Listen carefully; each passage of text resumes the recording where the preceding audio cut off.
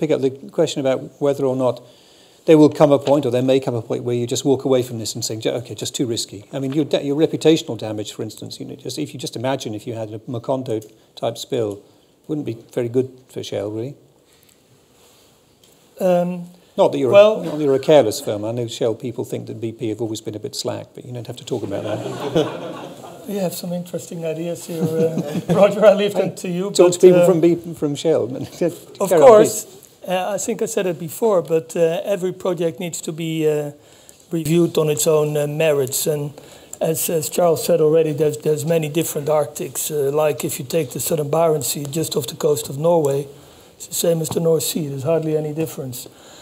On the other hand, if you look at the northeast coast of Greenland, which licensing will be start by the end of this year, and then we're seriously considering how we should respond to that, and if in view of what we know today and the technology available today, it is indeed worth taking that risk. And that process is going on.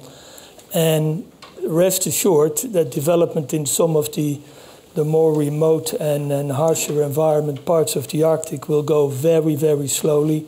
It will be preceded by a lot of science. And rest assured that there will only be final investment decision, so to speak, if it is believed that it is a fair risk that is very robustly mitigated. And we're not that far yet, but on the Arctic spectrum, Northeast Greenland is the most difficult. And let me spend 2 lines on Russia and the West.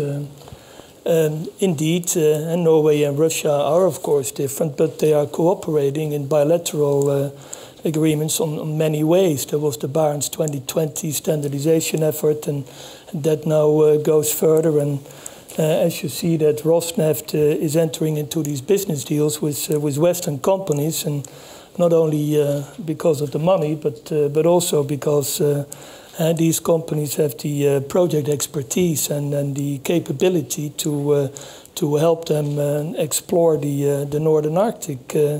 And Russia has fantastic capabilities on onshore Arctic, but offshore Arctic is as yet fairly new to them. So I think it will go in the right direction. And like my neighbor, I'm an optimist, and I believe that we'll see its course.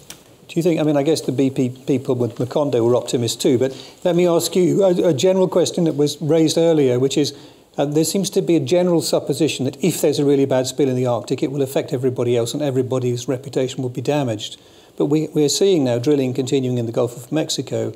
After a brief hiatus, suddenly everybody said, well, actually, maybe we can overcome this tighter rules. Maybe people are overestimating the reputational threat of one spill in one place. Yeah, no, reputation is a thing that takes a long time to gain, and you can lose it quickly. And I wouldn't take the measures that the industry has taken in the Gulf of Mexico lightly.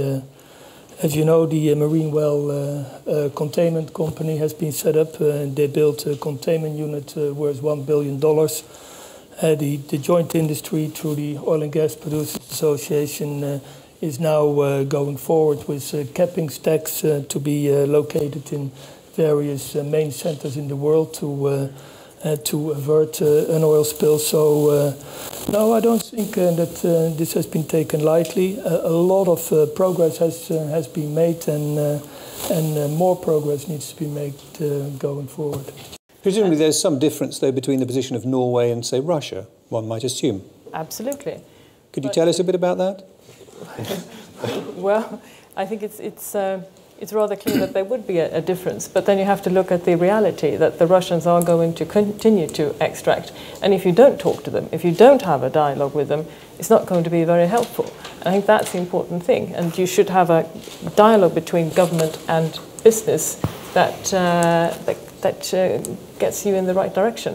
I think it's interesting to note that we may have reached peak oil consumption in the United States. We may have reached peak gas consumption in the European Union. Of course, if the Eurozone crisis gets worse, that situation itself will get worse, which is why so much attention is shifting to Asia. And that's one area where liquefied natural gas, which might come from the Arctic, is potentially attractive, quite short distances, which is important in terms of the cost of LNG because transporting it is very expensive. And it's also why the Russians are very interested in using the South Kara Sea as maybe a test bed for then moving further east into East Siberia, because they want to be able to sell into the Chinese market. So in a sense, I think from a Russian perspective, one is sort of turning north in order to then face east. And I think that's what a lot of companies will be and countries will be thinking about.